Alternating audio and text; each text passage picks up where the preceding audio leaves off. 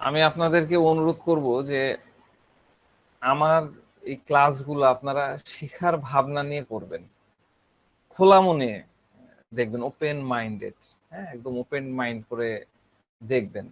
আপনার মাথায় যদি আগে থেকেই এই সংশ্লিষ্ট কিছু মানে চিন্তা ভাবনা চলতে থাকে, আপনি দেখা যাচ্ছে যে যা কিছু পড়েছেন, অবশ্যই মেডোরিনাম, আমি আজকে মেডোরিনাম যেহেতু আলোচনা করব, তো মেডোরিনাম নিয়ে অবশ্যই আপনারা পড়েছেন। এটা পড়া না পড়াটাই বরঞ্চ অস্বাভাবিক। যারা একদমই student, first year second year, সেটা আলাদা হিসাব, কিন্তু যারা প্র্যাকটিসে আসছেন বা ফোর্থ ইয়ার কমপ্লিট করেছেন, তারা ডেফিনেটলি মেডিসিন পড়েছেন, অনেক কিছু জানেন, অনেক কিছু শিখেছেন। হ্যাঁ, তো যা পড়েছেন, যা শিখেছেন, এই শেখা বা পড়াটা যদি আমার এই আলোচনা অনুযায়ী আপনি ফিট করতে চান, আপনাদের মাথার মধ্যে মেডোরিনাম সম্পর্কে যে চিন্তা চেতনা ভাবনাটা আছে, আর আমি কয়েকটা ক্লাস একটু নিব আর কি, কন্টিনিউয়াসলি নেবো। আমার যদিও হিসাব অনুযায়ী 2টা ক্লাস থাকে, কিন্তু 2টা ক্লাসে হবে না, আমার 4-5টা মনে হয় ক্লাস লাগবে। আমি এটা না, এই 4-5 দিন একটু ক্লাস নিতে চাই, আপনারা যদি সাথে থাকেন। তো ওই পড়ার বিষয়ের সাথে আমার এই আলোচনা করা জিনিস যদি আপনি ফিট করতে চান, ডেফিনেটলি সেটা ফিট হবে না। আমি খুবই সরি, সেটা ফিট করতে পারবেন না। হ্যাঁ, তখন আপনার কাছে মনে হবে যে এগুলো কি শুনতেছি, হ্যাঁ ইনি কি বলতেছে, এই জিনিসটা তো এরকম না। কিন্তু এইটুক ভরসা রাখেন, হ্যাঁ, আপনি এইটুক আমার প্রতি ভরসা রাখেন যে আমি যতটুকু আপনাদের শেখানোর চেষ্টা করতেছি, ঠিক আছে, এই পুরোটাই কিন্তু ক্লিনিক্যাল বিষয়। হ্যাঁ, এগুলা প্র্যাকটিক্যাল পার্ট, থিওরি না। হ্যাঁ, বা কোনো হাইপোথেটিক্যাল কোনো জিনিস না, এটা মাথার মধ্যে রাখেন। এই জন্য এগুলো বোঝার চেষ্টা করেন সব সময়। আপনি খোলা মনে, খোলা মস্তিষ্কে, কোনো প্রকার ক্রিটিসিজম না করেই যখন আপনি বোঝার চেষ্টা করবেন, তখন দেখবেন যে ধীরে ধীরে আমি যে পড়াগুলা পড়াচ্ছি, আমি যে কথাগুলো বলছি, এগুলো আপনার মাথার মধ্যে ঢুকে যাবে, সেট হয়ে যাবে, ফিট হয়ে যাবে। ঠিক আছে, তো কথাগুলা, পড়াগুলা, ভাবনাগুলা মাথার মধ্যে ঢুকানো বা মাথার মধ্যে সেট করে নেওয়া কিন্তু অতটা সোজা না। হ্যাঁ, প্রথম দিকে হয়তো আপনার কাছে মনে হবে যে উম, আহ, আমি যে ওয়েতে চলতেছি, যে ভাবে চলতেছি, এটা সোজা না। হ্যাঁ, এবং এটাতে আপনি আসলে কোনো পথ প্রদর্শন পাচ্ছেন না। যারা প্রিভিয়াসলি বেলেডোনার একদম কমন ফ্যাসেট গুলা দেখে আসছেন, আমি ডেফিনেটলি বলতে পারি আমার এই আলোচনাগুলার পরে ওই আলোকে কিন্তু বেলেডোনার দিকে যায় না। আসলো আপনার চেম্বারে, আপনি হেসে দিল, বেলেডোনা নিয়ে নিলেন, এই বিষয়টা কিন্তু ওরকম না। হ্যাঁ, অতটা সোজা হয়তো না, কিন্তু আপনার মনটাকে ব্রড করে রাখতে হবে, খোলা রাখতে হবে। ঠিক আছে, তো নতুন কোনো দিকে যদি আমরা ধরেন যে অগ্রসর হই, আমরা কোনো দিকে যাই, কোনো একটা পথ চিনতে যাই, ধরেন আপনি যে পথটা চেনেন না, আপনি সে বাংলাদেশ থেকে আপনি ব্যাঙ্গালোরে যাবেন। হ্যাঁ, কলকাতার সাথে বাংলাদেশের ওয়েদার, অ্যাটিচিউড মেলে, কিন্তু আপনি যতই ওইদিকে যেতে থাকবেন, দক্ষিণের দিকে যেতে থাকবেন, ততই দেখবেন যে এনভায়রনমেন্ট চেঞ্জ, মানুষের কথা, টোন। হ্যাঁ, যেমন মাদ্রাজে মাদ্রাজে যে আমার তো খুবই সমস্যা হতো, যে আমরা কি বলি, হ্যাঁ হলো আর না হলো এটা। আর মাদ্রাজে যাই বলি সব খালি হ্যাঁ হলেও এটা, না হলেও এটা। তো এই যে সিম্পল জিনিসগুলা, এগুলা কিন্তু আপনি যদি অবজার্ভ না করে, মনটাকে খোলা না করেন, আপনি ধরতে পারবেন না। তো আমাদের পড়াগুলো এরকম। আপনি মানে মস্তিষ্ক আপনার, মানে কি বলবো, মেধা, হ্যাঁ, এটাকে যদি আপনি ক্লোজ করে দেন, তাহলে আমি যত যাই বলি না কেন আপনি একসেপ্ট করতে পারবেন না। আমি যতই নতুন দরজা খুলে দিই না কেন, আপনার যদি এখানে ক্লোজ হয়ে থাকে, আপনি কিন্তু সেখান থেকে কিছুই করতে পারবেন না। আপনি আমার এখান থেকে কিছুই নিতে পারবেন না, আপনার প্রাপ্তি জিরো। আপনার খালি এই যে 1 ঘন্টা আপনার নষ্ট হবে, আমি বলবো এটা নষ্ট হবে। ওই যে মাস শেষে 500টা টাকা দেন, সেটাও আপনার লস হবে। তো আমি বলবো যে ডেফিনেটলি মনের দরজাটাকে খুলবেন।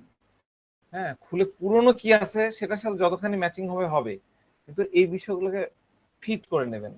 আমি ভালো ডাক্তার নাই, কিন্তু আমি মনে করি যে আমি আপনাদের একটা ভালো গাইডলাইন দিতে পারি।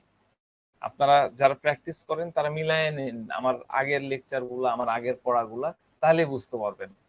হ্যাঁ, তো লেকচারগুলো একদম খোলা মস্তিষ্কে, খোলা মনে বোঝার চেষ্টা করেন, দেখার চেষ্টা করেন। এখানে আপনাদেরই ফায়দা।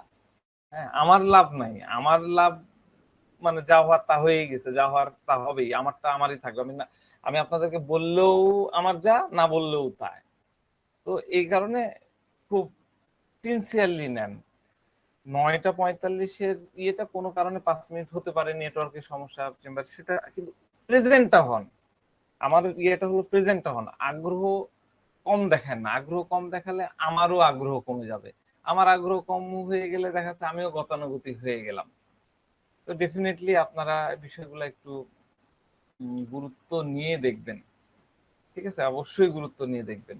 তো যাক, আমি মেডোরি নামের বিষয় নিয়ে ইয়ে করি, তার আগেই কৃতজ্ঞ চিত্রে স্মরণ করি আমাদের হোমিওপ্যাথির জনক ডক্টর স্যামুয়েল হ্যানিম্যানের প্রতি, যে তিনি আমাদেরকে কি যে জগতের মধ্যে নিয়ে গেছেন।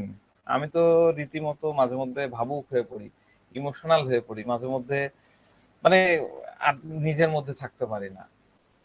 ঠিক আছে, এরপরে কৃতজ্ঞতা জানাই কেন্ট, হ্যারিংটন, ক্লার্ক, এলেন, ডক্টর ভিতুল কাজ, রাজন শঙ্করন, ফারুকজি মাস্টার সহ সকল হোমিওপ্যাথিক বোদ্ধাদেরকে, যাদের ঐকান্তিক প্রচেষ্টায় হোমিওপ্যাথি আজকে এত সমৃদ্ধ হয়েছে। হ্যাঁ, সিম্পটোমোলজি অরিজিনাল সিম্পটোমোলজিতে পরিণত হয়েছে। ট্রিট দ্য পেশেন্ট, পেশেন্টের দিকে আমরা ধাবিত হতে পারছি। সর্বশেষে শ্রদ্ধা জানাতে হয় আমাদের ডক্টর এম এল সেগালকে। তিনি না হলে এই নতুন দিগন্তটাকে উন্মোচিত আমরা করতে পারতাম না, আমরাও এই রসটা নিতে পারতাম না। মানুষের মনের যে জগৎ, এই জগতের মধ্যে নিতে পারতাম না। এই কিছুদিন আগেই তো যখন পেশেন্টটা এসে কিছু কিছু অ্যাটিটিউডের কথা বলতো, তখন মনে হতো ধর এগুলো আবার কি সিমটম, এগুলো মনেই হতো না, কিন্তু এখন মনে হয় যে না, এগুলা তো তার রোগ তাকে করাচ্ছে। এই ভাবনাটা, এই আন্ডারস্ট্যান্ডিংটা ভিতরে চলে আসে due to doctor M L Sehgal. এছাড়া আরো যাদের কাছ থেকে শিখছে, আমি নাম নিচ্ছি না, সবাইকে শ্রদ্ধা জানাচ্ছি, জানাই। মেডোরি নামের বিষয়টা করছি। মেডোরি নাম বেসিক্যালি আমরা ক্লাসিক্যালি যখন ইউজ করি, অনেক অনেক ইউজেবল একটা মেডিসিন ডেফিনেটলি, কিন্তু মাইন্ডে একদমই ইউজড হয় না, মাইন্ডে একদমই ইউজ করা যায় না due to our lack of knowledge. আমাদের থিঙ্কিং, আমরা আগেই ওটাকে এটা আবার কি মানসিকতা নেব, কিন্তু এত বড় মেডিসিন, এত সুন্দর একটা জিনিস, সেটা আমরা কখনোই ভাবি না। ঠিক আছে, তো আমার সাথে একদম কনসেন্ট্রেশন পুরোপুরি রাখেন, না হাতে কলম রাখেন, বুঝতে না পারলে সাথে সাথে বলেন, কোনো ভিডিও থাকবে না, একদম সব নোট করে নেন যা যা প্রয়োজন। ঠিক আছে, আপনার ইয়ে করেন, পরে কিন্তু এটা নিয়ে আর ইয়ে বলেন না বুঝতে পারিনি, হ্যাঁ না, আমি চাই যে একদম মুখস্থ করে ফেলেন। তো ভাই একটু আস্তে আস্তে বলেন। হ্যাঁ, ডেফিনেটলি ডেফিনেটলি, আস্তে আস্তে। মেডোরি নাম যে জায়গায় নোটের ইয়ে হবে, আমি ডেফিনেটলি সেখানে 2-3 বার করে বলবো। তো মেডোরি নাম প্রথম যিনি প্রুভিং করেন তার নাম হচ্ছে সোয়ান। এগুলো লেখার দরকার নাই, একটু শুনে রাখেন, কৃতজ্ঞতা জানাতে হয়তো, তাই না? আপনারা মেডোরি নাম দিয়ে যখন রেজাল্ট পাবেন, ঠিক আছে, আপনারা ইমেল সেগেলের নাম নেবেন, অ্যাটলিস্ট আমার নামটাও তো ইয়ে করবেন, যে না স্যার আমাকে এটা মাথার মধ্যে ঢুকাইছে, তার ইয়েতে এইটুকু আসবে। তো এই কৃতজ্ঞতাটা আমাদের জানাতে হয়, গ্র্যাটিটিউড সবসময় দিতে হয়, এটা শিখতে হবে আমাদেরকে। তো 1948 সালে প্রথম তিনি এই ওষুধটা জনসম্মুখে আনেন। তো পটেন্সি তৈরি করেন ইউরেথ্রাল গনেরিয়াল ডিসচার্জ থেকে। ইউরেথ্রাটা কি আমরা কি জানি? ইউরেথ্রা কোনটাকে বলে? কাকে বলে? আমরা একটু কমিউনিকেটিভ ক্লাস করি আজকেরটা, আশা করি আপনাদের খারাপ লাগবে। মূত্রথলি, মূত্রথলি সংক্রান্ত। হ্যাঁ, ইউরেথ্রাল হচ্ছে মূত্রথলি সংক্রান্ত। ঠিক আছে, ইউরেথ্রাল নিয়ে আমি একটা ভিডিওতে আপনাদের দেখাতে পারি, জাস্ট একটা ডেমনস্ট্রেশন যে ইউরেথ্রা আমরা কোনটাকে বলছি।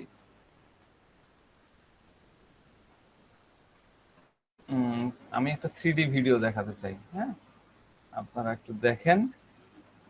মানে এগুলা হয় কি ডেমনস্ট্রেশন, ভেরি সরি, প্লেই করে না। আচ্ছা, ইউরেথেরার ভিডিওটা মনে হয় আমি ছোট্ট ক্লিপস তো আমি ইয়েতে দিতে পারবো। আচ্ছা, একটু এক মিনিট।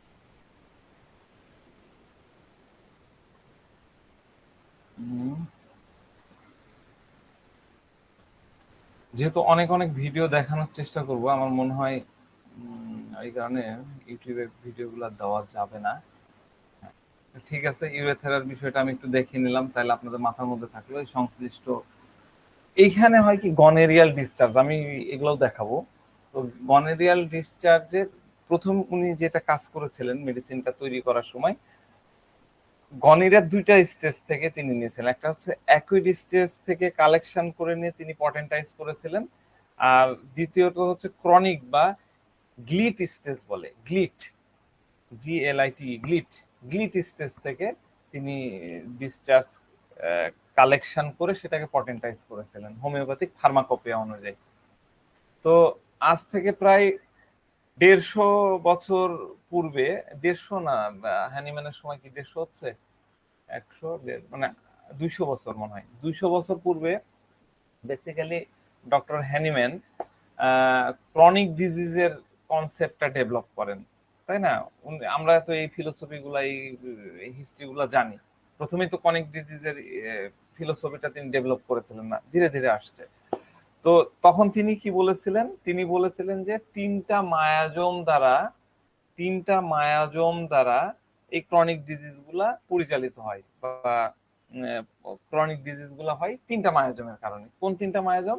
একটা হচ্ছে সোরা, দ্বিতীয় হচ্ছে সাইকোটিক, আর তৃতীয় হচ্ছে সিফিলিটিক। তাই তো আমরা এগুলা মায়াজমের কনসেপ্ট জানি, আমরা যতই বলি যে আমরা মায়াজম মানি না, হ্যান না তেন না ইয়ে না, কিন্তু মায়াজমের ধারণাগুলো আমাদের ডাক্তার হিসেবে থাকা দরকার। কারণ আমি মায়াজমকে যদি পুরো অস্বীকার করে দিই, তাহলে হ্যানিম্যানকেই অস্বীকার করা হয়ে যাবে। আপনি সিলেকশনের সময় কনসিডার করলেন না যে কোন মায়াজমটা নিবেন, সেটা ঠিক আছে, কিন্তু আপনাকে তো অ্যাটলিস্ট জানতে হবে। হোমিওপ্যাথি করতে গেলে তিনটা জানতে হবে। তো আমি মায়াজম নিয়ে ক্লাস নিতে চাই না, আমি বলতে চাই যে মেডোরিনাম, মেডোরিনাম হচ্ছে কোন মায়াজমের, বলেন দেখি, মেডোরিনাম? সাইকোটিক হ্যাঁ, হ্যাঁ, সিফিলিটিক না, সিভিলটিক্স না না না, সাইকোটিক। সাইকোটিক সাইকোটিক সাইকোটিক মায়াজমের একদম সেন্ট্রাল মেডিসিন, কিং মেডিসিন। সাইকোটিকের দুইটা মেডিসিনকে একদম প্রধান বলা হয়, কি কি বলেন দেখি? সুজা আর একটা ম্যাড্রিনাম। হ্যাঁ, সুজা, সোজা আর মেড্রিনাম। মেডিসিন। ধন্যবাদ। এটা একদম খুব কমন, আমরা ফার্স্ট ইয়ার, সেকেন্ড ইয়ার বা থার্ড ইয়ারে পড়েছি। তাহলে মেডোরিনাম হচ্ছে সাইকোটিক মায়াজমের একদম সেন্ট্রাল মেডিসিন। শরিকের সেন্ট্রাল মেডিসিন কি? Sulphur sulphur, thank you. আর সিফিলিটিকের মানে সল সিফিলিসিসের মার্কসল মার্সল, মার্কসল মার্সল। ঠিক আছে, আপনারা খুব সুন্দর পাচ্ছেন। আপনারা যারা জানেন না তারাও কিন্তু এটা মাথার মধ্যে রাখেন, এটা তো অগ্রাহ্য করা যাবে না। ঠিক আছে, তো সাইকোটিক মায়াজমের প্রধান অনুভূতিটা কি, ফিলিংসটা কি? আমরা সাইকোটিক মায়াজমের ফিলিংসটা কি বুঝবো? এখন আপনারা বললেন আমরা মায়াজম পড়ানো শুরু করলেন কেন? দেখেন, মায়াজম তো এক একজন এক এক ভাবে ব্যাখ্যা করেছে। আপনাকে আপনাকে মূলটা বুঝতে হবে, আপনাকে মূল ধারণাটা নিতে হবে। সোরা কি? সোরা হলো জানার ইচ্ছা, তাই না, আগ্রহ। আপনি দেখবেন সোরার কিং কে, সোরার কিং হচ্ছে আপনার সালফার। সালফার কি করে? জানতে চায়। আমি বারবারই বলি না যে সালফারের মনে নলেজেবল পারসন, আপনাকে রেফারেন্স দিচ্ছে, সম্মান দিচ্ছে। যে জ্ঞানী সে তো আপনাকে সম্মান দিবেই, যে মূর্খ সে কখনোই আপনাকে সম্মান দিবে না, তাই না? তাহলে সোরার মূল জায়গাটা হচ্ছে জানার আগ্রহ। আর সাইকোটিকের মূল ইয়েটা কি? মূলটা হচ্ছে যতক্ষণ আমার দুর্বলতা গুলো ঢাকা থাকছে, আমার উইকনেস আমার উইকনেস পাবলিকলি আসছে না, জনসম্মুখে প্রকাশ পাচ্ছে না, ততক্ষণ আমি সেফ, আমি ঠিক। ঠিক আছে, ততক্ষণ আমি ঠিক। আমি জানি আমার দুর্বলতা গুলো সেরকম মারাত্মক কিছু না, অত সিভিয়ার কিছু না, কিন্তু তা যদি ফাঁস হয়ে যায় তাহলে কি হবে? সবাই আমাকে বিদ্রুপ করবে, আমাকে নিয়ে ঠাট্টা করবে, আমাকে কথা শোনাবে, আমার অনেক ক্ষতি হয়ে যাবে। আমার দুর্বলতা যদি মানুষ জেনে যায়, আমার উইক পয়েন্ট যদি মানুষ জেনে যায়, তাহলে তো আমাকে খোঁচা দিবে এবং আমার দুর্বলতার তো সুযোগ নিবে। এটা তো সমাজের নিয়ম। সাইকোটিক পেশেন্টের মধ্যে এই ভাবনাগুলো থাকে। তো এরকম করে কি হবে, অন্যরা আমার পজিশনটাকে নামায় দেবে, আমার পজিশন নামে যাবে, আমার যে ইমেজ আছে সমাজে সেই ইমেজটা নষ্ট হয়ে যাবে। তাহলে এই সাইকোটিক পেশেন্ট গুলা কি করে, এই দুর্বলতা যাতে কেউ দেখতে না পারে এর জন্য ব্যবস্থা নেয়। আমার যা যা দরকার, যা যা করা দরকার দুর্বলতাটা ঢাকার জন্য আমি সবটাই করব। এই দুর্বলতার বিরুদ্ধে আমি লড়াই করব, এই দুর্বলতার বিরুদ্ধে আমি কাজ করব। আমি খুব এনার্জেটিক, আমি খুব কঠোর পরিশ্রম করতে পারি, আমার মধ্যে অনেক এনার্জি আছে, কিন্তু আমার দুর্বলতা আসা যাবে না। আমার দুর্বলতা যদি মানুষের সামনে চলে আসে আমি তো ডাউন হয়ে যাব। এটাই হলো সাইকোটিক মায়াজমের লোকজনের ফিলিংস, নট মেডোরিনাম। যত সাইকোটিক মায়াজমের আপনি মেডিসিন পাবেন, সব মেডিসিনের মধ্যে এই ফিলিংসটা থাকে। বুঝতে পেরেছেন? খুব ইজি। সোরাও তো বুঝে গেলেন, সাইকোটিকে বুঝে গেলেন, সিভিলিটিকে এখন বুঝাচ্ছি না, যখন মার্সল পড়াবো তখন। তো আমার লেকচার গুলার আমি পার্সোনালি আমার ফোকাস থাকে হচ্ছে ডক্ট্রিন অফ সিগনেচারের প্রতি। ডক্ট্রিন অফ সিগনেচার, আমি কি বলেছিলাম? ডক্ট্রিন অফ সিগনেচার হচ্ছে যেখান থেকে মেডিসিন তৈরি হচ্ছে সেটার ক্যারেক্টারের সাথে ব্যক্তির ক্যারেক্টারকে আমরা একটা রিলেশন করার চেষ্টা করি। এই ডক্ট্রিন, আপনি আবার বলবেন যে এই জীবাণু, এই পুঁজ, এই ডিসচার্জ, এটার আবার ডক্ট্রিন কি? এটা নিয়ে আপনি আবার কি মিলাতে যাচ্ছেন? ঠান্ডা মাথায় ইয়ে করেন। ডেফিনেটলি এই বিষয়গুলো আপনার খুব কাজে লাগবে মেডোরিনামকে চিনতে। তো আমরা গনেরিয়ার কিছু ক্যারেক্টার, হ্যাঁ, এবং তার মাইক্রো, গনেরিয়া কি দিয়ে তৈরি হয়? গনেরিয়া ব্যাকটেরিয়া দিয়ে তৈরি হয়, তাই না? এটা ডিফারেন্ট মাইক্রো অর্গানিজম। সে মাইক্রো অর্গানিজম আমাদের বডিতে এসে বাসা বেঁধে সেখান থেকে এই যে ডিজিজ গুলো তৈরি করতেছে, রোগ কষ্ট তৈরি করতেছে। তো আমরা এই গনেরিয়ার ক্যারেক্টার এবং এই মাইক্রো অর্গানিজমের যে ক্যারেক্টার সেটাকে ফোকাস করব, এবং এখান থেকে মেডোরিনামের ক্যারেক্টার বোঝার চেষ্টা করব। বুঝতে পারছেন? Message clear? তো আমাদের প্রথমে বুঝতে হবে গনেরিয়া কি। আমরা গনেরিয়া সম্পর্কে কি জানি একটু বলেন ছোট্ট করে। এই অসুখটা নেই বলেন, না হলে একজন বলেন, তাহলে আমরা সবাই বুঝে যাব। গনেরিয়া কিন্তু বেশ ভয়াবহ একটা ডিজিজ। হ্যাঁ, পৃথিবীতে প্রায় 195টা দেশে অলরেডি এই ডিজিজ পাওয়া যায়। গত বছরও মারা গেছে প্রায়, এইরকম মডার্ন এজে মারা গেছে 70,000-এর উপরে লোক গত বছরই মারা গেছে, এটা একটা রিপোর্টে আমি দেখলাম। বলেন আব্দুল রাজ্জাক ভাই, গনেরিয়া কি? গনোরিয়া হচ্ছে মূত্র সংক্রান্ত প্রস্রাবের রাস্তায় ইনফেকশন এবং প্রস্রাবের সাথে পুষ, প্রস্রাবের রাস্তায় গ্লিড তৈরি হওয়া। হ্যাঁ, আর ইনভাইরাল ডিজিজ আর হ্যাঁ কি? ইনভাইরাল ডিজিজ স্যার, এটা ভেনারেল ডিজিজ। আচ্ছা, আমরা এটাকে কি বলি?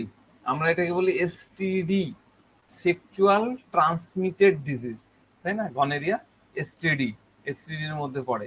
সিফিলিসিস এসটিডি, সেক্সুয়াল ট্রান্সমিটেড ডিজিজ, যেটা সেক্সুয়াল কন্ট্রাক্টের মাধ্যমে এই ডিজিজ গুলা হয়। হ্যাঁ, তো গনেরিয়া, প্রথম বিষয় হলো গনেরিয়া একটা ব্যাকটেরিয়াল ডিজিজ। ঠিক আছে, ব্যাকটেরিয়াল ডিজিজ। এই মাইক্রো অর্গানিজমের নাম, এর মাইক্রো মানে এই ব্যাকটেরিয়াটার নাম হচ্ছে নাইসেরিয়া গনেরি। নাইসেরিয়া গনেরি, আমি একটু লিখে দিই, নাইসেরিয়া গনেরি, এটা হলো এই ব্যাকটেরিয়াটার নাম, নাইসেরিয়া গনেরি। ঠিক আছে, এইটা আপনারা একটু মনে রেখেন, তাহলে আপনাদের জন্য সুবিধা হবে, আমাদের জানা দরকার নাইসেরিয়া গনেরি। তো এই নাইসেরিয়া গনেরি, এই গনেরিটাকে এই এটা তো আমি কি বললাম, ব্যাকটেরিয়া। এই ব্যাকটেরিয়াটা হলো ডিপ্লোকক্কাস। ব্যাকটেরিয়ার অনেক ধরনের, ব্যাকটেরিয়ার ক্লাসিফিকেশন মানে শ্রেণী বিভাগ বা ভেদাভেদ এরকম অনেক ধরনের হয়। যেমন গ্রাম পজিটিভিটি নেগেটিভিটির উপর একটা ইয়ে হয়, সাইজের উপরে হয়, এরকম বেশ কয়েকটা ক্রাইটেরিয়া আছে। কিন্তু এই নাইসেরিয়া গনেরি হচ্ছে আমরা বলতেছি ডিপ্লোকক্কাস। তো ডিপ্লোকক্কাসটা কি এটা একটু আমরা হালকা করে একটু দেখে নিই। এর এই চিত্রটা তো আমাদের মাথার মধ্যে ঢুকে গেল, তাই না? যে ডিপ্লোকক্কাসটা কিরকম, দুইটা এরকম ব্যাকটেরিয়া মনে হচ্ছে দুইটা লেগে আছে। হ্যাঁ, তো ডিপ্লোকক্কাসের অর্থ হলো যে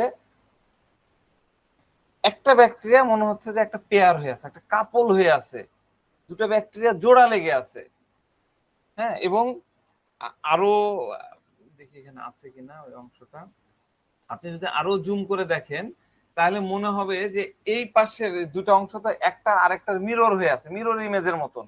মিরর কি, আপনি আয়নার সামনে যখন নিজে দাঁড়ান, আপনি একটা ব্যক্তি একবারে ঠিক আপনার মতন আরেকটা ব্যক্তি সামনে আপনি দেখতে পাচ্ছেন। এটাকে বলছে মিরর ইমেজ মনে হচ্ছে। এই বিষয়টা খুব গুরুত্বপূর্ণ। সরি, এটার সাথে এই যে মিরর ইমেজ, এটার সাথে আমরা মেডোরিনামকে রিলেটেড করার চেষ্টা করব। ঠিক আছে, গনেরিয়ার মধ্যে আমরা দুটা ইমেজ, দুইটা কন্ট্রাস্ট ইমেজ থাকার একটা টেন্ডেন্সি দেখতে পাই। আমরা জানি কারো যদি গনেরিয়া হয়, এবং সে যদি তাকে যদি অ্যালোপ্যাথিক মেডিসিন দিয়ে ট্রিটমেন্ট করা হয়, আপনারা কি জানেন কি ট্রিটমেন্ট দেয় গনেরিয়ার অ্যালোপ্যাথিক এরা? এরা ইনজেকশন ব্যবহার করে স্যার। হায়ার অ্যান্টিবায়োটিক ইনজেকশন, তো যে কোনো ইনজেকশন না, হায়ার অ্যান্টিবায়োটিক তাকে দেওয়া হয়। হ্যাঁ, আর হায়ার কি করা হয়? অ্যান্টিবায়োটিক ব্যবহার করে। ফাইজার ফাইজার পেন দেয় স্যার, Pfizer pen injection. Pfizer injection দেয়। আচ্ছা, আর কি করে?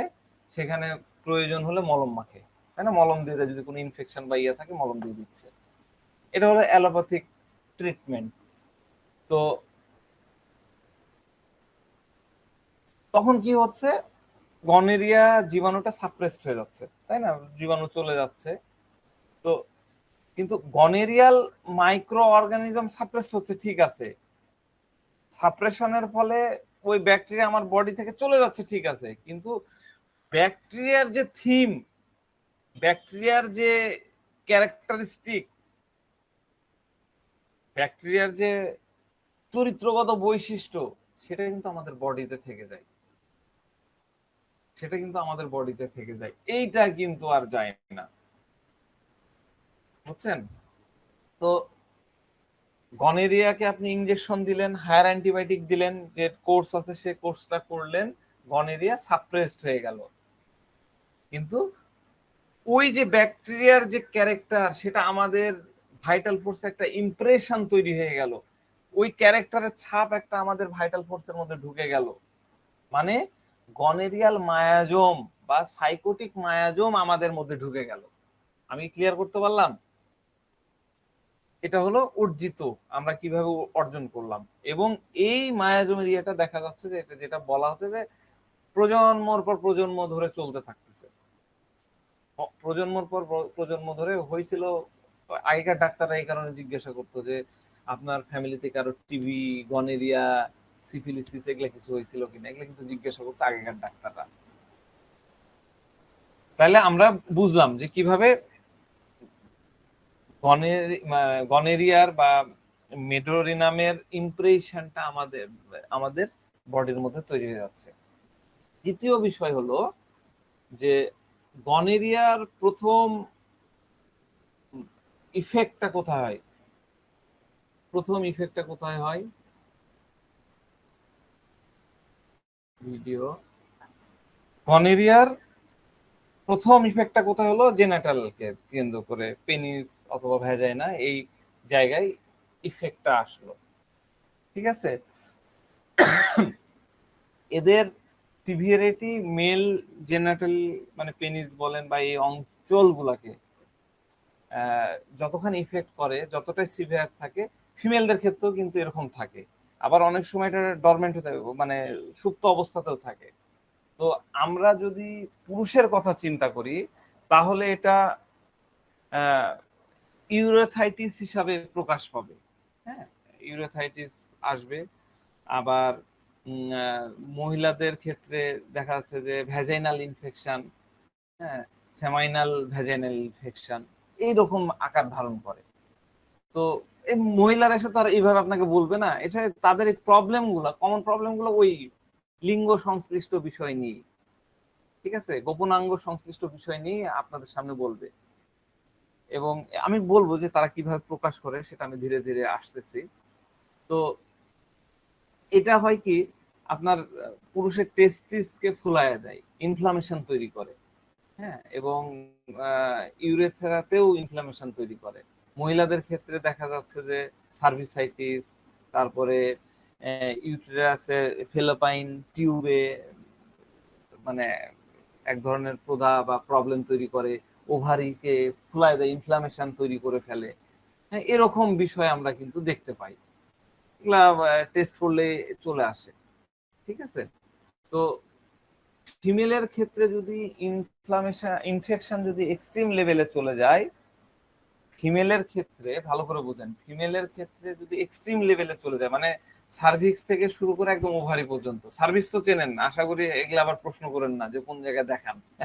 তো সার্ভিক্স থেকে শুরু করে আপনি যদি ওভারি পর্যন্ত এই এক্সট্রিম লেভেলে চলে যায়, আর পুরুষের ক্ষেত্রে ইউরেথেরা থেকে শুরু করে একদম টেস্টিস পর্যন্ত এই প্রদা বা কমপ্লেন গুলো তৈরি হয়ে যায়, তাহলে এই বিষয়টা থেকে আমরা কি ডক্ট্রিন নিতে পারি, এই বিষয় থেকে ডক্ট্রিন অফ সিগনেচার কি হতে পারে? এর অর্থ হলো এর ক্যারেক্টারের দুইটা পোল, ধরেন যে সার্ভিক্সে একটা পোল ধরলাম, ওভারি আরেকটা মাথা, সার্ভিক্স হলো এক প্রান্ত, ওভারি আরেক প্রান্ত, হ্যাঁ, ইউরেথারা এক প্রান্ত, টেস্টিস আরেক প্রান্ত, আমরা যদি এইভাবে চিন্তা করি তাহলে দুইটা পোল, হ্যাঁ, দুইটা পোল, এবং এই পুরা অংশের মধ্যে একটা এক্সট্রিম, এদিকেও যদি এক্সট্রিম লেভেলের যন্ত্রণা, ওদিকেও এক্সট্রিম, এই এক্সট্রিম ভাবটা আমরা কিন্তু মেডোরিনামের মধ্যে পাই। তো গনেরিয়া জীবাণুকে যদি মাইক্রোস্কোপে দেখতে পাই, সেখানেও কিন্তু আপনার এই আমি একটু দেখাই গনেরিয়ার কেমন দেখাই, আমরা যদি মাইক্রোস্কোপের নিচে দেখি, পেটি ডিশে কালচার করলে কেমন দেখায় এটা একটু দেখি, ঠিক আছে। আমরা একটু মাথার মধ্যে রাখলাম। আর একটু আগে তো 3D ভিডিও দেখালাম, সেখানে আমরা কি দেখলাম? ডুয়েল, হ্যাঁ, দুইটা মিরর দেখলাম না? তো বিষয়টা কি? বিষয়টা হলো যে ডুয়েল ক্যারেক্টার, দুইটা ক্যারেক্টার এক্সট্রিম লেভেলে, গনেরিয়াল ব্যাকটেরিয়ার এই এক্সট্রিম বিষয়টাও কিন্তু থাকে। তো প্রথম হলো গনেরিয়ার উৎপত্তিটা হলো থেকে, মানে আমাদের এই মেডোরিনামের আসলো থেকে, সাপ্রেশন অফ গনেরিয়া। মেডোরিনামের সব কমপ্লেন দেখবেন রোগীদের বেশিরভাগ কমপ্লেনই আসে গনেরিয়া সাপ্রেস হওয়ার পর থেকে। গনেরিয়া সাপ্রেস হওয়ার পর আমি একটা পেশেন্ট পেয়েছিলাম, কানে কম শুনে, ইনজেকশন নেওয়ার কিছুদিন পর থেকে সে কানে কম শুনে, এরকম বিভিন্ন কমপ্লেন দিবে গনেরিয়া আফটার। তারপর মেডোরিনামের দ্বিতীয় ক্যারেক্টার হলো এক্সট্রিম ইন এক্সেস, এক্সট্রিম। মেডোরিনামের ডুয়েল ক্যারেক্টার থাকে, ডুয়েল ক্যারেক্টার সেটা হতে পারে মেন্টাল লেভেলে, ফিজিক্যাল লেভেলে, ইমোশনাল লেভেলে, তিনটা লেভেলে হতে পারে ডুয়েল ক্যারেক্টার, যে নেচারেই হোক না কেন সেই নেচারে সে এক্সট্রিম। যদি ভালো হয় তাহলে এক্সট্রিম ভালো। আমরা দেখবো টিমিডিটি, আমরা কি বলছিলাম যে টিমিডিটি মানে কি? টিমিডিটি ডেফিনেশন কি বলছিলাম মনে আছে কারো? টিমিডিটি মানে হচ্ছে কি বলেন, লাজু কথা বলেন না, টিমিডিটি আমরা কি বলছি? হ্যাঁ, টিমিডিটির প্র্যাকটিক্যাল অর্থ কি? হ্যাঁ, হ্যাঁ, মেনলি টিমিডিটির মূল জায়গা হচ্ছে ওপেন আপ হতে দেরি হয়। টিমিডিটির মূল বিষয়টা হচ্ছে ওপেন হতে দেরি করে, যে ওপেন হতে দেরি করে সে হলো টিমিডিটি। সাইলেশিয়ার ক্ষেত্রে আমরা দেখেছি ওপেন হতে দেরি না, মানে ওই ওপেন হতে পারছে না, কি বলতে চাচ্ছে সে, মানে সে নিজে তুলে ধরতে পারছে না, নিজেকে খুলে ধরতে পারতেছে না, এটা হলো টিমিডিটি। মনে রাখেন, এতদিন যা বলছি টিমিডিটির মূল হলো ওপেন হতে। মেডোরিনামের একটা লেভেল দেখবেন, আমি আলোচনায় আসবো, ওপেনই হচ্ছে না, লং টাইম, আমাদের রূপ লং টাইম পরে তার টিমিডিটিটা কাটে উঠছে। কিন্তু সাইলেশিয়া আমরা কি দেখলাম? একটা পর্যায়ে পরে 1 মিনিট 2 মিনিট 5 মিনিট পরে সে ওপেন হয়ে যাচ্ছে। লাইকোপোডিয়াম কি দেখলাম? টিমিডিটি লাইকোপোডিয়াম ছিল, সেও তো ওপেন আছে, কিন্তু মেডোরিনাম এক্সট্রিম লেভেলে। আবার আরেকটা জায়গায় দেখবো এত এক্সট্রোভার্টেড, হ্যাঁ, এত এক্সট্রাভার্টেড, মানে আপনি চিন্তাই করতে পারবেন, সবকিছু বলতে থাকে, বেশি বেশি বলে, কোনো জিনিস বা কোনো ফিলিংস যদি তার মধ্যে থাকে সে বলে ফেলবে। তাহলে একদিকে ইন্ট্রোভার্টেড এক্সট্রিম লেভেলে, এক্সট্রোভার্টেড ও এক্সট্রিম লেভেলে, দুই পোল, ওই বললাম পোলারিটি, দুই পোল, এক পোলে এক্সট্রোভার্টেড, আরেক পোলে ইন্ট্রোভার্টেড, কিন্তু দুই পোলে সে এক্সট্রিম, মানে ওই যে সাইলেশিয়ার মতন অল্প টিমিডিটি, লাইকোপোডিয়ামের মতন এরকম না। এটা হলো মেডোরিনামের বেসিক থিম, এটা মাথার মধ্যে রাখবেন, ঠিক আছে? তো আবার কি হয়, এক পোলে আমরা দেখবো হাইপার সেক্সুয়ালিটি, সেক্সুয়াল ড্রাইভ, হ্যাঁ এটা আবার বাংলা করতে বলেন না, হাইপার সেক্সুয়ালিটি। আরেক পোলে দেখবো যে লো সেক্সুয়ালিটি, কোনো আগ্রহ নাই, কোনো আগ্রহ নাই, ওয়াইফ টাচ করলেও আগ্রহ নাই, অন্য কিছু ইয়ে করলেও কোনো কোনো আগ্রহে জাগতেছে না, ঠিক আছে? তো এদের সেক্সুয়ালিটি একদিকে অনেক বেশি থাকছে, যাদের অনেক বেশি সেক্সুয়াল ডিজায়ার থাকে, অনেক বেশি সেক্সুয়াল মানে হাইপার সেক্সুয়ালিটি থাকে আর কি, তারা কি করে, খুব দ্রুত পার্টনার চেঞ্জ করে, একটা পার্টনার দিয়ে হচ্ছে না তো কাজ, আরেকটা আরেকটা চান্স পাইছে, আরেক জায়গায় যাচ্ছে, অ্যাডাল্ট্রি, ঠিক আছে? ছোটবেলার মধ্যে আমরা এটা পাই, বাচ্চা অবস্থায় পাই, ছোটবেলার মধ্যে আমরা দেখতে পাই ছোট ছেলেপেলে মাস্টারবেশন করে, দেখেন একটা মেডিসিন, একটাই মনে হয়, মানে আমি কনফিডেন্টলি বলতে পারলাম না, দেখতে হবে, ছোট বাচ্চার মধ্যে মাস্টারবেশনের সাথে ইয়ে করে। এমনও দেখা যাচ্ছে এই বাচ্চাগুলো দিনে 3 বার 4 বার 5 বার পর্যন্ত মাল্টিপল টাইম ধরে মাস্টারবেশন করে, লং টাইম ধরে মাস্টারবেশন করে। আবার অন্যদিকে দেখতেছি কোনো সেক্সুয়াল ডিজায়ার থাকতেছে না, আপিল থাকতেছে না, এক্সাইটমেন্ট থাকতেছে না, হ্যাঁ, তার সেক্স করতে ভালো লাগতেছে না, এই ইয়েটাও আমরা পাই। তো একদিকে মেডোরিনাম পেশেন্টের মধ্যে আমরা দেখি ক্রুয়েলিটি, আমি কিন্তু দুইটা পোলের অবস্থানটা বুঝাচ্ছি। আমরা কি দেখলাম, ডিপ্লোকক্টায়ের মধ্যে আমরা দুইটা ইয়ে দেখলাম, তাই না, দুইটা পোল। তো একদিকে মেডোরিনাম পেশেন্ট কি হচ্ছে, অনেক ক্রুয়েল, ক্রুয়েলিটি, আমরা ক্রুয়েলিটি কাকে বলি, নিষ্ঠুর, ব্রুটালিটি, কাউকে লাথি মারছে, গালি দিচ্ছে, একদম গোষ্ঠী উদ্ধার করে, কারো সম্পর্কে নোংরা কথা বলছে, নোংরা নোংরা মেয়েদেরকে টোন করতেছে, এটা এক এক এক পোলের। অন্য দেখে দেখবো আমরা সুপার মাইল্ড, ওই যে টিমিডিটির কথা বললাম, কেউ একজন তাকে থাপ্পড় মারতেছে, এই করতেছে, সে কিছুই বলতেছে না, নো রিয়াকশন, মনে হচ্ছে কোনো সেন্সই নাই, একদম শান্ত থাকতেছে, পোলারিটি। একদিকে মেডোরিনাম পেশেন্ট অনেক বেশি অ্যাক্টিভ, অনেক বেশি অ্যাক্টিভ, আরেকদিকে প্যাসিভ। তো ইমোশনাল লেভেলে আমরা এই দুই ধরনের ক্যারেক্টার পাই। আমরা যদি মেন্টাল লেভেলের মেডোরিনামের ডুয়েল ক্যারেক্টার দেখি, তাহলে দেখবো যে এদের মাথার মধ্যে এক ধরনের চিন্তা, হ্যাঁ, সবসময় এক ধরনের থটফুল, খুব থটফুল থাকে, অনেক থটস, নানান থটস, মাল্টিপল থটস। আবার আরেক দিকে দেখবো যে এরা অ্যাবসেন্ট মাইন্ডেড। হ্যাঁ, আপনি জিজ্ঞাসা করলেন এই আপনার নাম কি, মাথায় কাজ হয় না, নামই ভুলে যাই, মেডোরিনাম নিজের নামই ভুলে যাই। আপনি ক্লাস নিচ্ছেন, বাচ্চাদের ক্লাস নিচ্ছেন, বাচ্চাকে একটা কিছু বোঝানোর চেষ্টা করছেন, তো একজন, এরকম আমরা অনেককেই দেখি আমাদের প্রাইমারি স্কুলের টিচার, এখানে দু একজন, তারা দেখবেন বাচ্চার কোনো মনেই নাই, তার ধ্যান আরেক দিকে, আপনার কথায় কোনো মনোযোগই নাই, কিছুই পাচ্ছে না, সে অন্য কিছু, অন্য ভাবনায় আছে, অন্য কিছু নিয়ে সে চিন্তা করছে, তার কোনো কিছুতে তার খেয়াল নাই। হ্যাঁ, আরেক দিকে দেখবো মেডিটেরিয়ান পেশেন্ট খুব, মানে এত ফোন দিলে হয়, একটু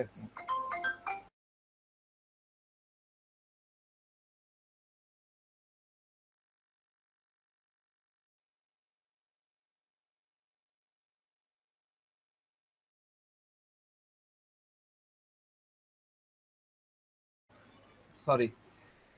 তো একদিকে আমরা পাচ্ছি স্টুপিটি, স্টুপিড, একদিকে ডাল, অন্যদিকে চিন্তা করতে মানে কোনো কিছু চিন্তা করতে পারছে না, বাচ্চাদের কথা যেরকম বললাম। আরেক দিকে দেখবো হাইলি ইন্টেলেকচুয়াল, হাইলি, খুবই ইন্টেলেকচুয়াল। একদিকে পেশেন্টের মেন্টাল ডেভেলপমেন্ট একদমই হয়নি। ওই যে ড্রফিস আমরা বলি না, খরবাকার আমরা যেটাকে বলি, ব্যারেটাকার। আরেকদিকে পেশেন্ট এত হাইপার অ্যাক্টিভ, হারিট, প্রত্যেকটা কাজ দ্রুত করতে চায়। একদিকে দেখলাম ডালনেস, আরেকদিকে হারিট। ঠিক আছে, তো আমরা এরকম ইমোশনাল, মানে এরকম ধরনটা ইমোশনাল মেন্টাল দুই লেভেলে আমরা কিন্তু দেখি। ডুয়েল ক্যারেক্টার, মূল কথা হলো ডুয়েল ক্যারেক্টার আমরা দেখি। ফিজিক্যাল লেভেলেও পাই। ফিজিক্যাল লেভেলে কিরকম পাই? একদিকে দেখা যাচ্ছে এইরকম মোটা, হ্যাঁ মোটা, মোট্টুম গট্টুম, একদম হাইট কম, মনে হবে ব্যারেটাকার। আরেকদিকে একদম লিন টল, অনেক পাতলা, হ্যাংলা পাতলা, লম্বা, ফসফরাস, এরকম মনে হবে। এরকম কনস্টিটিউশন থাকে। একদিকে দেখা যাচ্ছে যে খালি ডায়রিয়া, আবার আরেক পোলে দেখা যাচ্ছে যে এমন কনস্টিপেশন, এই নাক ভূমিকার এরকম আছে, ডায়রিয়া দেন কনস্টিপেশন। ঠিক আছে, এইরকম ডুয়েলিটি আমরা পাই। সব ক্যারেক্টার আমরা ডুয়েলিটি পাবো। হ্যাঁ, কিন্তু ডুয়েলিটির মধ্যে আমি তো বললাম যে কনস্টিপেশন আপনি নাক ভূমিকাতেও পাচ্ছেন, ওই পেশেন্টের মধ্যে আবার ডায়রিয়াও পাচ্ছেন। কিন্তু মেডোরিনামে হবে এক্সট্রিম লেভেলে, সবকিছুর মধ্যে এক্সট্রিম।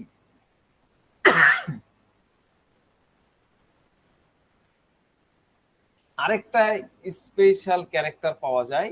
এই রোগীরা বেশিরভাগ রোগীর কমপ্লেন হবে নি চেস্ট পজিশনে আসলে রিলিফ পাই। নি চেস্ট পজিশন, নি চেস্ট মানে হচ্ছে এই হাঁটুটাকে বুকের কাছে যখন নিয়ে আসে, এই ইয়াতে সে আরাম বোধ করে, এমএল হয়। হ্যাঁ, তো যাক, আপনারা যদি একটু বুদ্ধি খাটান, একটু সিম্পল বুদ্ধি খাটান যে গনেরিয়া কাদের বেশি হয়, তাহলেই বুঝতে পারবেন যে মেডোরিনামের ক্যারেক্টার। গনেরিয়া বেশি হয় কাদের? যাদের মধ্যে সেক্সুয়ালিটি বেশি থাকে। সেক্সুয়ালিটি মানে কি? সেক্সুয়ালিটি মানে হচ্ছে নিজের ডোমেন বলতে ধরেন যে হাজবেন্ড বা নিজের ওয়াইফ, তার বাইরে গিয়ে মাল্টিপল সেক্সুয়াল পার্টনারের সাথে যাদের সেক্সুয়াল অ্যাক্টিভিটিস বেশি থাকে, তাদের গনোরিয়া হওয়ার সম্ভাবনা বেশি থাকে। তো এই যে এটাও কিন্তু এক্সট্রিম লেভেল। আপনি একজন সঙ্গীর সাথেই তো আপনি ভালো আছেন, আপনার আরো 5 জনের কেন দরকার? এই 5 জনটা তো আপনার জন্য এক্সট্রিম হয়ে গেল। তাহলে আমরা বলতে পারি গনোরিয়া হওয়ার কারণ হলো ব্যক্তির এক্সট্রিম নেচার, ওই ব্যক্তির এক্সট্রিম নেচার। আমরা যদি ক্যালকুলেশন মানে ফর্মুলেশন করি, তাহলে extreme in excess is equal to medorrhinum. আমরা কিন্তু এই কথাটা এক ইয়াতে লিখে দিতে পারি। ঠিক আছে, তো যাক, আমরা মেডোরিনামের খুব বেসিক ডক্ট্রিন নিয়ে আলোচনা করলাম। আরো কিছু ডক্ট্রিন আছে, ডক্ট্রিন গুলাকে সাজিয়ে গুছিয়ে আমি আপনাদের সামনে উপস্থাপন করব। আসলে আপনি যখন ব্যাকটেরিয়া, এখন আমাকে অনেকে জিজ্ঞেস করে আপনি কোন বই থেকে পড়েন, তখন আমার ইয়েটা হলো আমি যে বই থেকে পড়ি সেই বই থেকে আপনি পড়ে এই জিনিসগুলো আপনি ওইভাবে পারসিভ করতে পারবেন না। কারণ এই জন্য আপনাকে পারবেন না এটা বলা ভুল। ওই জায়গায় যেতে গেলে যে ডেভোটেশন, যে একাগ্রতা, যে ডেডিকেশন লাগবে, সেটা কি আপনি দিতে পারবেন? এটা হলো একটা বিষয়। তো এই জন্য বেটার হলো যেটা করছি সেই জিনিসগুলো মাথায় নেন, এগুলো নিলেই একদম এনাফ, আর দরকার নাই। তো আমরা মেডোরিনামের তৈরির ক্ষেত্রটা বুঝলাম, এরপরে বংশ পরম্পরায় কিভাবে কি হচ্ছে এগুলা নিয়ে আমরা টাইম টু টাইম আলোচনা করব। তো মেডোরিনামের বাচ্চা নিয়ে খুব অল্প আলোচনা করি। আমার একটা প্ল্যানিং আছে যে আমরা হয় ডিসেম্বর বা জানুয়ারিতে আমরা টানা শুধুমাত্র বাচ্চাদের নিয়ে ক্লাস করব। হ্যাঁ, বাচ্চাদের নিয়ে সেখানে দেখা যাচ্ছে যে খুব কমনলি ইউজ হয় এরকম 20-22টা মেডিসিন, মানে বাচ্চা অংশটাকে নিয়ে, বাচ্চাদের অ্যাটিটিউড গত নিয়ে, আপনার চেম্বারে আসলে বাচ্চাদেরকে কিভাবে ট্রিট করবেন সেই বিষয়গুলোকে নিয়ে আমরা আলোচনা করব। আমার অনুরোধ থাকবে যে আমরা একদম হাউসফুল ক্লাস সেটাকে করতে চাই। হ্যাঁ, এই যে এরকম 50 জন আসছে, এটা আমরা দেখতে চাই না, এর ডবল আমরা দেখতে চাই। ঠিক আছে, ওই পজিশনে গেলে আসলে আমরাও ইন্সপায়ার্ড হই, আমাদেরও ভালো লাগে যে ঠিক আছে ক্লাসগুলা এনজয়েবল হচ্ছে বা লোকজন উপকৃত হচ্ছে, সেটাও ভালো লাগে। তো মেডোরিনামের বাচ্চাদের মধ্যেও কিন্তু দুই ধরনের পাওয়া যায়। এক্সট্রোভার্টেড, ইন্ট্রোভার্টেড এই ক্যারেক্টার পাওয়া যায়। তো বেসিক্যালি আমরা এখন ইন্ট্রোভার্টেড নিয়ে আমরা পরে আলোচনা করছি, আগে এক্সট্রোভার্টেড নিয়ে আলোচনা করি। এই বাচ্চারা হচ্ছে খুব মানে এক্সট্রোভার্টেড। এক্সট্রোভার্টেড মানে কি? এক্সট্রোভার্টেড হচ্ছে প্রফিউশন। প্রফিউশন মানে যে নিজেকে খুলে ধরে, মেলে ধরে। ইন্ট্রোভার্টেড আমরা কাকে বলি? কেউ আসছে বাসায়, তার সাথে মিশতে চাচ্ছে না, মা বাবা বলতে যাও সালাম দিয়ে আসো, সালাম দিতে চায় না, একটা জিনিস জিজ্ঞেস হলো বলে না, খুব ইন্ট্রোভার্টেড স্বভাবের, লুকানো স্বভাবের। আর এক্সট্রোভার্টেড কি? ওকে কিছু বলা লাগে না, এমনি সব বলে দেয়। হ্যাঁ, তো এই বাচ্চাদের মধ্যে আমি একটু আগেই বললাম হাই সেক্সুয়াল ডিজায়ার থাকে, হাই সেক্সুয়াল ডিজায়ার থাকে। এরা খুব এক্সাইটেড থাকে, অনেক পাওয়ারফুল হয়, অনেক ফোর্সফুল হয়, অনেক পাওয়ারফুল, অনেক শক্তিশালী, অনেক এক্সাইটেড, খুব এক্সাইটেড। আমরা লেখেছিসে যেরকম দেখেছি, খুব এক্সাইটেড, খুব ফোর্সফুল, ফোর্স করে না দিতে হবে, দিবা না জ্ঞান। আবার অপর বলে কি বললাম? ইন্ট্রোভার্টেড। ইন্ট্রোভার্টেডটা কি? টিমিডিটি, সহজে ওপেন হয় না। টিমিডিটি আমাদের রুব্রিক্স আছে, টিমিডিটি পাবলিক অ্যাপিয়ারিং, দেখেন দিয়ে দিয়েছি, timidity about appear in public, timidity about appear in public. এই বাচ্চারা অনেক বেশি মেন্টাল এবং ফিজিক্যাল পাওয়ার লস করে। এই মেডোরি নামের যা কেন টিমিডিটি হয় এটার কারণ আমি বলতেছি, অনেক বেশি মেন্টাল ফিজিক্যাল পাওয়ার লস করছে। আর এই কারণেই সে অ্যাবসেন্ট মাইন্ডেড হয়ে যায়, অনেক ফরগেটফুল হয়ে যায়। আমি এগুলো সব ব্যাখ্যা করব কারণগুলো, আমি একটু আউটলাইন বলে নিই, মাথার মধ্যে একটু মেডোরি নামটা ঢোকান, তারপরে আমরা ধীরে ধীরে একটু পাওয়ার দিব। অনেক বেশি অ্যাবসেন্ট মাইন্ডেড, ফরগেটফুল, কিছু মনে থাকে না, ভুলে যায়, এই ধীরে ধীরে রিজার্ভ হয়ে পড়ে। তো আমরা যদি আমাদের ক্লিনিকে আমাদের অনেক সময় দেখতে পাই, ঠিক আছে, অনেক বাচ্চাদের এর অপোজিট পোলেরটা বলতেছি, অনেক বাচ্চাদেরকে দেখতে পাই যে বাবা মার সাথে আসছে, এরা খুব এক্সট্রোভার্টেড।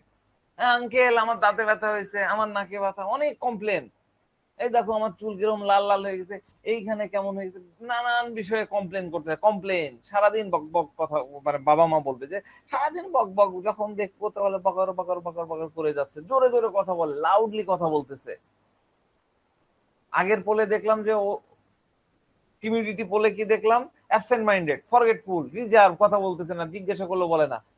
পরের পোলে কি দেখতেছি? খুব এক্সট্রোভার্টেড, অনেক বেশি কমপ্লেন, বক বক করতেছে, জোরে জোরে কথা বলতেছে। এদের ভাইটালিটি এবং এদের এনার্জি ঠিক আছে, সেগুলা ঠিক আছে, এই জন্য কথা বলতেছে। কিন্তু সে এত বেশি কথা বলতেছে, এত বেশি বক বক করতেছে যে অন্য বাবা মা ইভেন দেন আপনার সাথে দেখা যাচ্ছে আপনার মাথা একদম পুরা আপনাকে ইরিটেট করে দিবে, আপনাকে পেরেশান করে দিবে। অন্য লোকজন এর উপরে খুব দ্রুত ইরিটেট হয়ে পড়ে, আঙ্কেল এটা কি, ওটা কি, কেন হয়, আমার আছে, ওই আছে, হ্যান আছে, ত্যান আছে, সারাদিন এগুলা যদি মানে একটা বাচ্চা প্রথমে আপনার ক্লিনিকে এসেই যদি এগুলা করতে থাকে, কি হয়েছে, এই স্ট্যাটাস আনলে কি হয়? তো এই বিষয়টা কিন্তু এক ধরনের সোশ্যালাইজেশন, সোশ্যালাইজেটিং, এটাকে বলে সোশ্যালাইজেটিং, সামাজিক। এটা কিন্তু এক ধরনের সামাজিক, বরং যে কথা বলতেছে না সেটাই অসামাজিক। এরা এই সোশ্যালাইজিংটাকে এনজয় করে। কোনো স্ট্রেঞ্জার আসছে, কোনো নতুন অপরিচিত আগন্তুক কেউ আসছে, যতই অপরিচিত হোক, যতই বিভৎস চেহারার ভয়াবহ চেহারার হোক না কেন, তার কোনো সমস্যা নাই, তার সাথে সে কথা বলতে পারে। ফসফরাসের মতন অনেকটা, খুব কাছাকাছি আসে, অনেক কথা বলতে পারে, তার কোনো সমস্যা হয় না, কোনো হেজিটেশন নাই। এক পোলের কথা বলতেছি, এক পোলে থাকা মেট্রোনি নামের কথা বলতেছি, যে কোনো টপিকস, যে কোনো সাবজেক্ট সে ইজিলি অন্যের সাথে বলতে পারে, অনর্গল কথা বলতে পারে, কারণ সে এই সোশ্যালাইজিংটাকে এনজয় করে। এই যে সামাজিকতা, এই যে সামাজিক যে বিষয়গুলা, এটাকে সে এনজয় করে, অনেক বেশি ফ্রেন্ডলি থাকে, কোনো প্রশ্নকে সে ইমিডিয়েটলি রিপ্লাই করে। কিন্তু এর আরেক পোলের কথা কি? নাম জিজ্ঞাসা করলে, তোমার নাম কি বাবা? আপনার কাছে মনে হবে ব্যারেটা কাপ নাকি? বুঝতে পারছেন? তো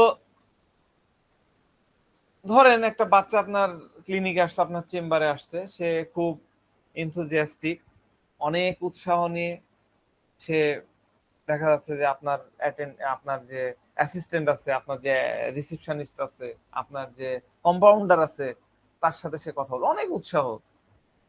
ছোট বাচ্চা, বড় মানুষও তাই দেখা যায়। সাথে সাথে আপনার ক্লিনিকে যতজন পেশেন্ট আছে ওয়েটিং রুমে, যতজন বসে আছে সবার সাথে সে কথা বলতে পারবে এবং বলতে থাকে। বাচ্চা হলেও বলে, সবার কাছে যায়, আঙ্কেল তোমার কি হয়েছে, আন্টি তোমার কি হয়েছে। ধরেন যে আম, আহ, মানে সে যখন কথা বলবে, যখন সে তাদেরকে প্রশ্ন করবে, তখন সে মানে কোনো প্রকার হেজিটেশন ছাড়াই করবে, কোনো প্রকার হেজিটেশন নাই। আপনি আপনার সামনে সে যখন বসবে, আপনি যদি তাকে কোনো কোশ্চেন করেন, ইমিডিয়েটলি সে রিপ্লাই দিবে, সেখানেও কোনো হেজিটেশন থাকবে না, এক পোলে এক্সট্রিম। হ্যাঁ, এবার আপনি যদি তার মা বাবাকে প্রশ্ন করেন, হ্যাঁ, যে আচ্ছা ও বাড়িতে কেমন আচরণ করে, খাওয়া দাওয়া করে, যে কোনো একটা কোশ্চেন আমরা করি না বাবা মাকে, ওরকম যদি আচরণ করেন, দেখবেন সে হয়তো কোনো কিছু না খেলছে, ছোট বাচ্চা হয়তো হাতে একটা মোবাইল আছে বা ইয়ে আছে, তার কান কিন্তু আপনার দিকে খোলা। সে মা বাবা উত্তর দেওয়ার আগেই আপনার অ্যান্সার গুলো করবে। মা বাবা কি উত্তর দেবে সে উত্তর দিয়ে দেবে। এইরকম আমরা পাই। সে কাউকে ভয় করে না, এতটাই এনথুজিয়াস্টিক সে হয়, এতটাই এনথুজিয়াস্টিক সে হয়। প্রত্যেকটা জিনিস তার জানা চাই, আমাকে জানতে হবে, এতটাই ওভার এক্সাইটেড এরা থাকে, এক্সাইটেশন তাদের মধ্যে থাকে। ধরেন যে এই বাচ্চা আপনার ক্লিনিকে ঢুকছে, আপনার ওইখানে ধরেন ক্র্যাশ নিয়ে কেউ আসছে, ধরেন যে পা ভেঙে গেছে হতে পারে, বা যে কোনো একটা কিছু নিয়ে আসছে, একটু একটু অন্য টাইপের আসে না, অনেক ধরনের চেম্বারে তো রুগীরা আসে, কিছু নিয়ে আসে। যেমন আহ, আমার চেম্বারেও বেশ কয়েকবার আসছে, দেখা যায় ক্যাথেটার লাগাই নিয়ে আসছে রুগী, এরকমও হয়। তো এই ধরনের একটা রুগী ক্যাথেটার লাগাই নিয়ে আসছে, আমি জাস্ট উদাহরণস্বরূপ বলছি। এর কিন্তু ওগুলা ইয়ে না, ওই যে টিপে দেখবে যে ইউরিন যে ব্যাগ থাকে, টিপে দেখবে এর মধ্যে কি, এগুলা কিভাবে ঢুকছে, ও নালিতে যাচ্ছে এখান থেকে। হ্যাঁ, তোমার কি এটা ভয় হয় না, তোমার কি এটা খারাপ কষ্ট হয় না? ধরেন প্লাস্টার করা আছে, প্লাস্টার, ওমা শক্ত তো, কি দিয়ে বানাইছে, তোমার কি হয়েছিল, হ্যাঁ পড়ে গেছিলা, ভেঙে গেছে, এটা কে লাগাই দিয়েছে, নেড়ে ঘেটে সে দেখবে, কোনো সমস্যা নাই। দেখা যাচ্ছে যে এগুলা বাদ দেন, ধরেন যে একটা পেশেন্ট অনেক সময় তো হয় ব্যাগ ট্যাগ নিয়ে আসছে, ও যে ব্যাগ ট্যাগ টেনে খুলে দেখা শুরু করবে, কোনো প্রকার হেজিটেশন তার মধ্যে আপনি পাবেন না। এই ধরেন যে ক্যাথেটার লাগিয়ে যে পেশেন্ট আসছে, তার তো ওগুলা নাড়ানাড়ি করতে যায়, তো ব্যথা হতে পারে, পেন হতে পারে, বা কেউ স্ট্রেচারে আসছে, তার কোনো একটা পেন আছে, ও দেখা দেখি না ওই যে হাত দিয়ে দিবে। ওই পেশেন্ট কতটা কষ্ট পাচ্ছে বা কতটা সাফার করছে, এটা নিয়ে তার মধ্যে কোনো ব্যথা থাকবে না, ওই বাচ্চার মধ্যে কোনো ফিলিংস থাকবে না। সে ওই অনর্গল প্রশ্ন করবে, তাকে পেরেশান করবে, বিরক্ত করবে, এতটাই ওভার এনথুজিয়াস্টিক সে হয়, এতটা ওভার এক্সাইটেড থাকে, ওই বিষয়টা তার জানতে চাই কি আছে সেটাতে, কি হবে, ইনকুইজিটিভ নেন, ওগুলা নেন, কিন্তু আমি রুব্রিক্সে যাচ্ছি না, আমি তার ক্যারেক্টারটা বুঝাচ্ছি। এবার জানা হয়ে গেল, এমন একটা হাসি দিয়ে দিবে, হ্যাঁ একটা ওয়াইল্ড হাসি দিয়ে দিবে, ঐশাচিক হাসি দিয়ে দিবে। তো আপনার কাছে মনে হবে এরকম এরা হলো ডান পিঠে বাচ্চা, আমরা যদি বাংলায় বলি বা ভালো বাংলাটা হবে ডান পিঠে বাচ্চা। এদের মধ্যে একটা বন্য উচ্ছল থাকে, ওয়াইল্ড নেচার, হিংস্র প্রকৃতির। আর এই কারণে এরা খুব কম বয়সে ড্রাগ অ্যাডিক্টেড হয়ে পড়ে, খুব কম বয়সে। হ্যাঁ, আমাদের রুব্রিক্স আছে, ড্রাগ ডিজায়ার, সাইকোট্রপিক,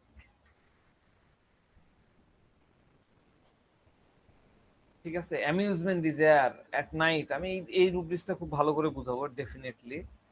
আমি একটু করে বলে নিই, অ্যামিউজমেন্ট ডিজায়ার ফর নাইট। আজকের ছেলে পেলে গুলাকে দেখেন, রাত্রের পার্টি এই যে শুরু হয়ে গেছে, পূজা কিন্তু গতকালকে শেষ, এখন এই যে পিকনিক বা সামহাউ কিছু চলছে, বড় বড়, শুনতে পাচ্ছেন কিনা জানি না, বড় বড় ইয়ে করছে, রাত যত বাড়বে এদের ইয়ে চলবে। আমাদের তো এখানে ওরকম বার বা ডিস্কো ওরকম নাই, আমাদের পার্টি টার্টি আছে। আমাদের রাজশাহীতে যেরকম ওই যে বিলিয়ার্ড বোর্ড খেলা হয়, ওই পার্টি আছে, এই রাত 2টা 3টা পর্যন্ত আড্ডা চলে, খেলাধুলা চলে। হ্যাঁ, ওখানে ড্রিঙ্কস টিঙ্কস করে কিনা আমি জানি না, কিন্তু এই এগুলা চলে। এই অ্যামিউজমেন্টটা তাদের প্রয়োজন হয়, এদের মজার প্রয়োজন হয়, তাদের মনোরঞ্জনের প্রয়োজন হয়। অ্যামিউজমেন্ট ছাড়া তারা থাকতে পারে না। কারণ এই পেশেন্টরা এত বেশি এনার্জেটিক হয়, এদের ভাইটালিটি এত বেশি থাকে, হ্যাঁ, এত বেশি মানে ভাইটাল ফোর্স অ্যাক্টিভ থাকে, এই জন্য এরা এই বিষয়গুলোতে মজা মজা করে। কোনো কিছুর মধ্যে এদের মনে কোনো ভয় থাকে না। হ্যাঁ, কোনো কিছুর মধ্যে ভয় থাকে না।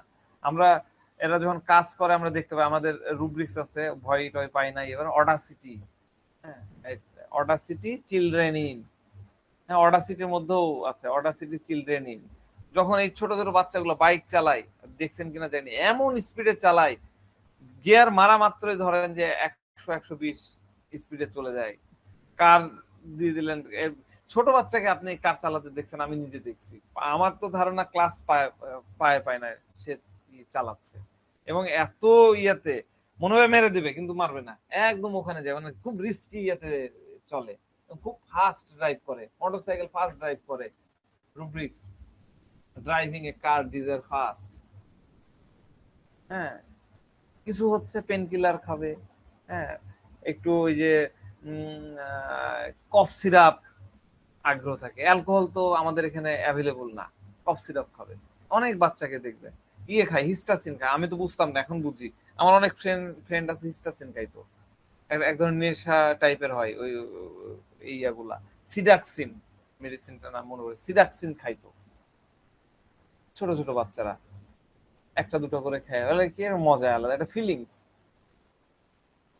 এই বাচ্চাদের দেখবেন যে কোনো প্রকার ভয় নাই, কোনো প্রকার ডেঞ্জার সেন্স নাই। আমার কিছুদিন আগে তো একটা ভাইরাল হলো, টিচারকে যে থাপ্পড় দিয়ে দিল, তাই না? আমি আমার এক ক্লাসমেটকে আমি দেখেছি যে ওই সিডাক্সিন খেত, টিচার মারছে, একটা দুইটা, আমাদের তো ব্যাট দিয়ে মারতো আর কি, শাসনের ধরনটা আলাদা ছিল, টাইগার ব্যাট, চক্রবকরা, সেই ব্যাট দিয়ে পিটাতে গেছে, টিচারের ইয়েটা ব্যাটটা কেড়ে ভেঙে দিল।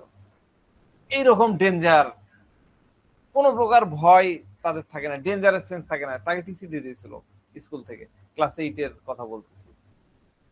Danger no sense danger has, danger no sense danger has, আমি এগুলো নিয়ে সব আলোচনা করব। Danger no sense danger has, ঠিক আছে? কোনো কিছু একটা হয়ে যেতে পারে, এই বিষয়টা তার মাথায় আসে না, কোনো কিছু তার মাথায় আসবে না, করে ফেলবে, আমি করে ফেলবো, আর পিস কিছু ভাবা ভাবে না, আগে মেরে দিই, তারপরে যা কিছু হবে। হাসি খুশিতে করে ফেলবে, হাসতে হাসতে করে ফেলবে। টেমারিটি, আমাদের রুব্রিক্স আছে টেমারিটি। টেমারিটি মনে আছে না? টেমারিটি আর অডাসিটি মনে আছে? টেমারিটি আর অডাসিটি কি? অডাসিটি কি? স্যার দুঃসাহস। দুঃসাহস, অডাসিটি, ধন্যবাদ। দুঃসাহস, দুঃসাহস তো টেমারিটিও, টেমারিটি মানেও দুঃসাহস। আমি দুটো রুব্রিক্স দিয়ে দিচ্ছি, দেখেন, এটা লিখে নেন ভালো করে। নতুন যারা আছেন তারা লেখেন, উপরে উপরে লেখেন অডাসিটি চিলড্রেন ইন, এটা সাব রুব্রিক্স, আমরা অডাসিটি লিখি। দ্বিতীয় রুব্রিক্সটা লিখি হচ্ছে টেমারিটি, অডাসিটি টেমারিটি। অডাসিটিটা কি লিখে নেন, অডাসিটিটা কি? অডাসিটি হলো, অডাসিটি আমরা কাদেরকে বলি? অডাসিটি হলো দুঃসাহসিক ব্যক্তি। অনেক জায়গায়, অনেক জায়গায় এরকম দেওয়া আছে, নির্ভীক। নির্ভীক কিন্তু বিষয়টা আলাদা, কিন্তু ডিকশনারিতে মিনিং দেওয়া আছে নির্ভীক, ঠিক আছে? তো ধরে নিলাম ডিকশনারি যেহেতু দিয়েছে, নির্ভীক নিলাম। অডাসিটি মানে হচ্ছে নির্ভীকতা এবং পূর্ণ আত্মবিশ্বাসের কারণে একনিষ্ঠ হয়ে সিদ্ধান্ত নিয়ে সফলতা অর্জন করা, এটা হলো অডাসিটি। নির্ভীকতা এবং পূর্ণ আত্মবিশ্বাসের কারণে, পূর্ণ আত্মবিশ্বাস, সেলফ কনফিডেন্স, পূর্ণ আত্মবিশ্বাসের কারণে একনিষ্ঠ হয়ে একটা সিদ্ধান্ত নেওয়া এবং সেখান থেকে সফলতা অর্জন করা। তো অডাসিটির মধ্যে, পার্সনের মধ্যে, ওই ব্যক্তির মধ্যে এক ধরনের কনফিডেন্স থাকে, মনোবল অনেক বেশি থাকে, তার নিজের উপরে ভরসা থাকে, তার নিজের উপর অনেক ভরসা। দুর্বার আমি উঠে দাঁড়াবোই, গানটা আমি দেখাইছিলাম না এটাকে, দুর্বার আমি উঠে দাঁড়াবোই।